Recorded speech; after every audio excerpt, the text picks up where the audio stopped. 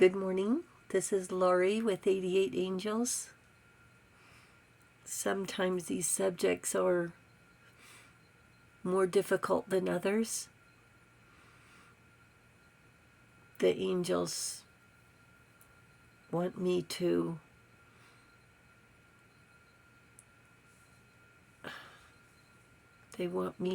give you the good along with the bad. Because there is bad and there is evil. And to be aware gives us power.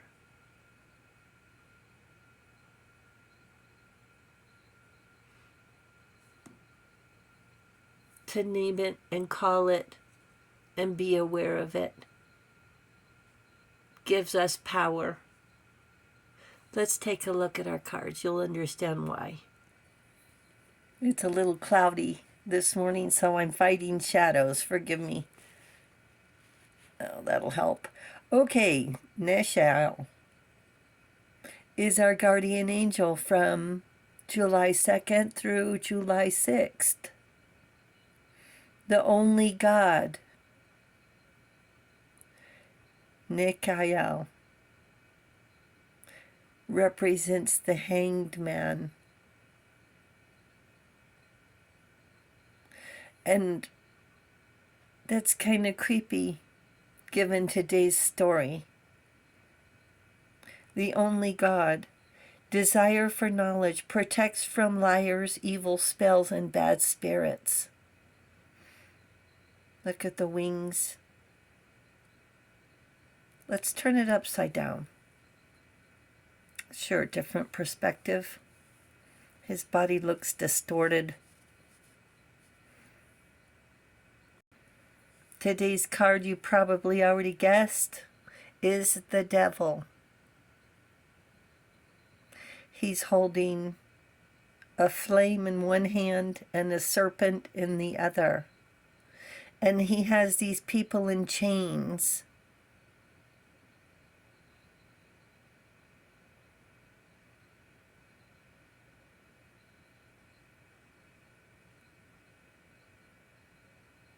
And I'm not going to say they're being held against their will. It's their choices.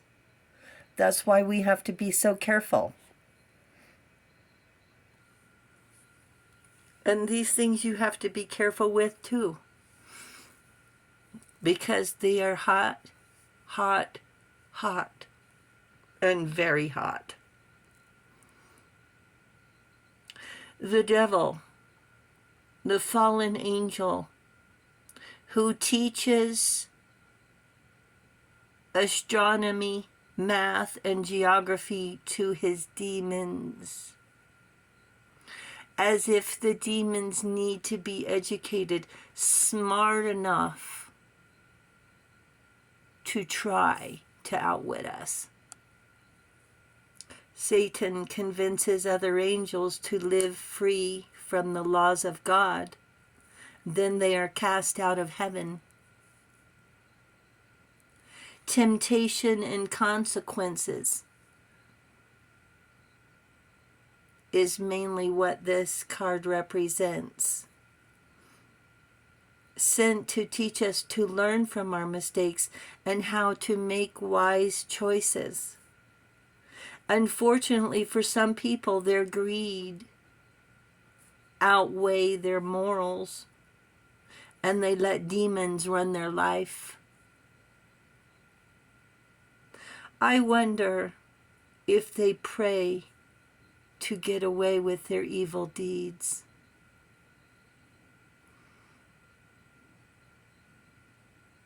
They do the crime and let someone else do the time. Tell you what you want to hear, at the same time betraying your trust. They have no honor. They have no integrity. And there's no shortage of evildoers. Innocent until proven guilty. The National Registry of Exonerations lists more than 2,500 people who were convicted of crimes and later found innocent. The most heartbreaking was in 1972. He was 26 years old. They said he was there. They said he was an accomplice. They said the man in the lineup looked like the same guy. With no physical evidence, no circumstantial evidence, except for the sworn testimony of one man, the police said the case was solved. The attorney asked the judge to inform the witness of his right against self-incrimination. Then the attorney told the judge, "It's my opinion that his testimony involves him in a serious crime," basically saying to the judge, be careful of this witness. The car was never dusted for prints. No blood was ever analyzed. His attorney gave no opening statement, called no witness, introduced no evidence. His attorney kept him off the stand so not to be questioned about his previous crimes. The jury took 4 hours to convict him of conspiracy and murder.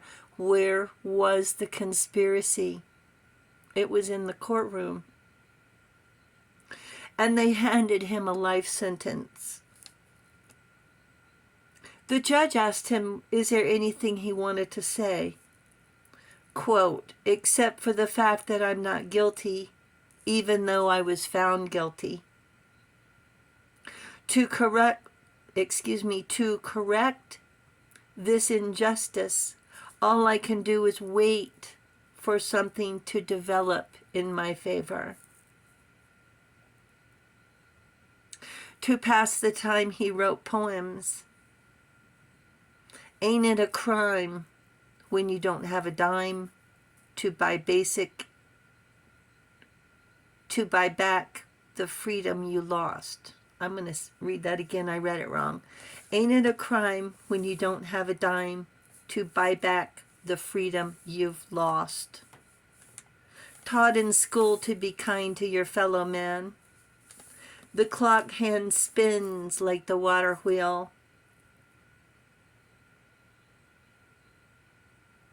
He studied Van Gogh and started painting.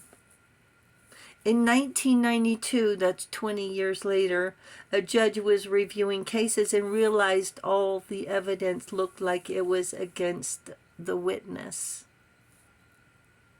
and was granted a new trial. She found the prosecution had made a deal with the witness and never told the defendants or the jury.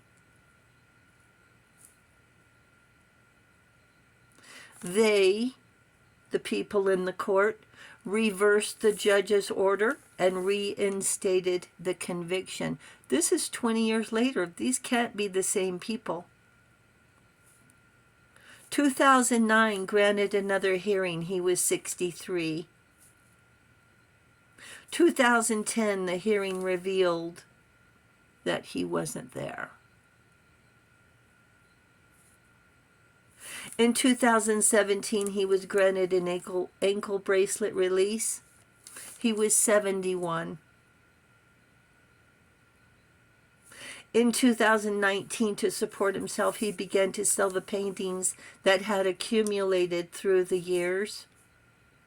Soon, he was thrust back into isolation due to the pandemic. Richard Phillips' story is not unique. And I left out a key part of this story on purpose.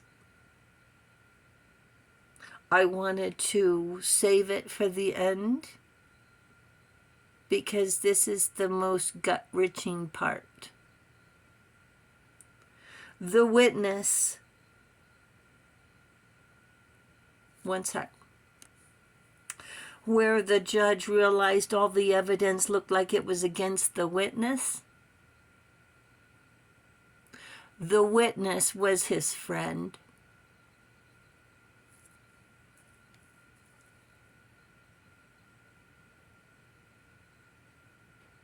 Richard Phillips' story is not unique. The devil has his own agenda.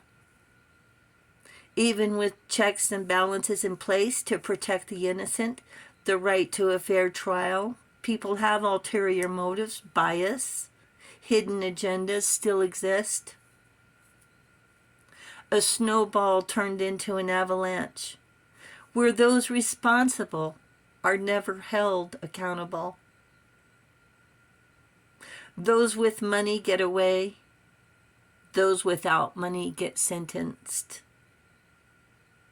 If even one person had said, "Wait just a second," the devil would have lost his stronghold. Just one voice speaking up would have made all the difference. The devil is lurking in every corner.